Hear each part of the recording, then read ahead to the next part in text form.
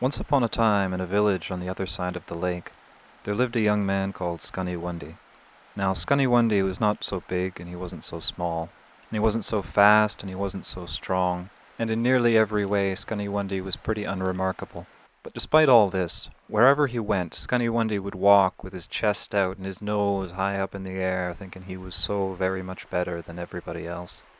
And all day long he would strut back and forth with his chest out and his nose up in the air, bragging of his imaginary accomplishments and all of the things he would accomplish in the future. In his own eyes, Skunny Wundy was the best at everything that could be done. Now everybody in his village, they got pretty sick of Skunny Wundy walking around thinking he was better than them. They got sick of looking up his nose every time he wanted to talk to them. But nobody ever dared call him out on his nonsense, because there was one thing that Skunny Wundy was good at, and that was tricking people into embarrassing themselves. Now in those days there were a great many terrible monsters. There were people who could change themselves into bears. There were flying heads that could destroy entire villages. There were great horned serpents in the lakes. But among the most feared of these were the Stonecoats. Once upon a time these had been the worst of criminals, cursed for their misdeeds, changed into giants with great slabs of rock for skin. Each one of these were stronger than 20 men, and no weapon could pierce their hide.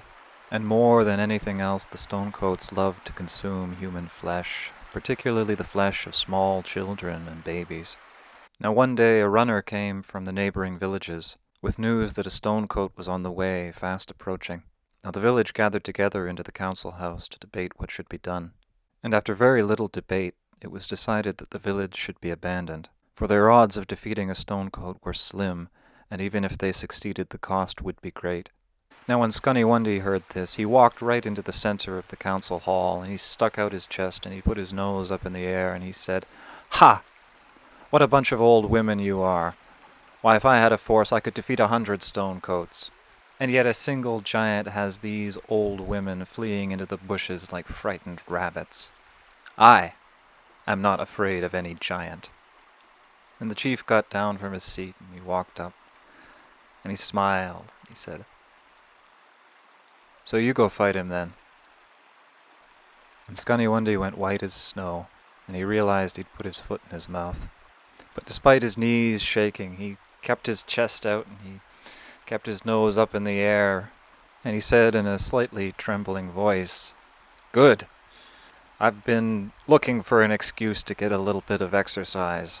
But, how will I find the giant? The forests are vast, and no doubt the giant will have heard of my bravery and will run when he sees me coming." Yeah. So the chief says, "Okay then. We'll send out some messengers. We'll issue a challenge to that Stonecoat, and we'll have him meet you at the old ford. We'll tell him of the brave and fearsome Skunny Wundy, for everybody knows no Stonecoat can refuse a challenge, and that the only thing they love almost as much as eating babies is a good fight." Now Skunny Wundy was in a barely concealed state of panic at this point. He realized he'd just dug himself deeper, because he knew that he couldn't refuse, or he would never hear the end of it. And for the rest of his life he would be nothing more than a laughingstock. And he took up his bow, and he took up his axe, and nose up in the air, he set out into the woods in search of the Stonecoat. And the further away he got from the village, the slower he started to walk, because he was genuinely frightened now. He needed to buy himself as much time to think as possible. If I threw rocks at him, he'd just catch them and chew them up like strawberries. If I shot arrows, they'd just shatter off his skin like twigs. And so he went shuffling along the trail, staring at his moccasins, until suddenly he heard a noise. He heard a noise like the beating of a gigantic drum, or the roar of a hurricane. And he crept closer to the river, and he peered around a great big oak tree, and he saw on the other bank what he had been dreading. It was the biggest, ugliest, meanest, strongest, most terrifying Stonecoat anyone had ever imagined. And it had ripped up a pine tree by the roots, and it was beating it against the ground like a drum. And it was singing a war song in a voice like thunder.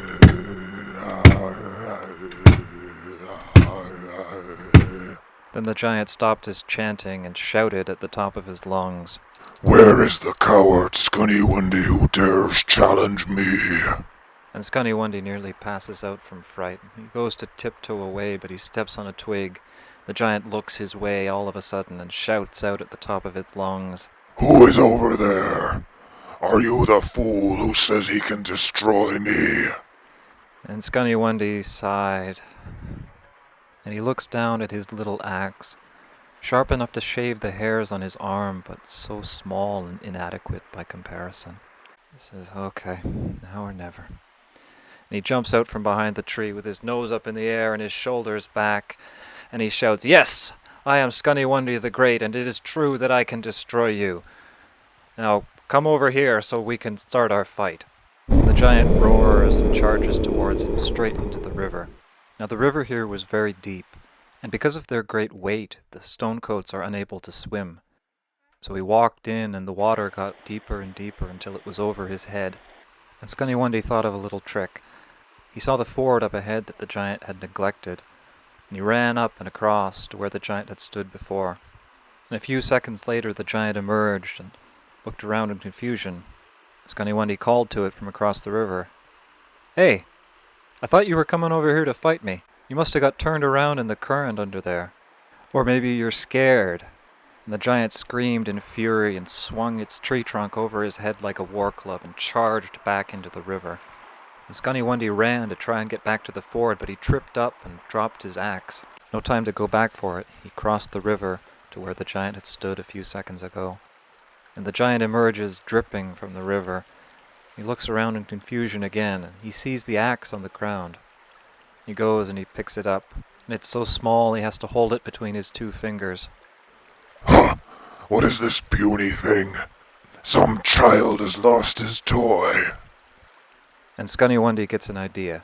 He had heard that any weapon that drew the blood of a Stonecoat would be gifted special powers. So he calls out, "Hey, how'd you get my axe?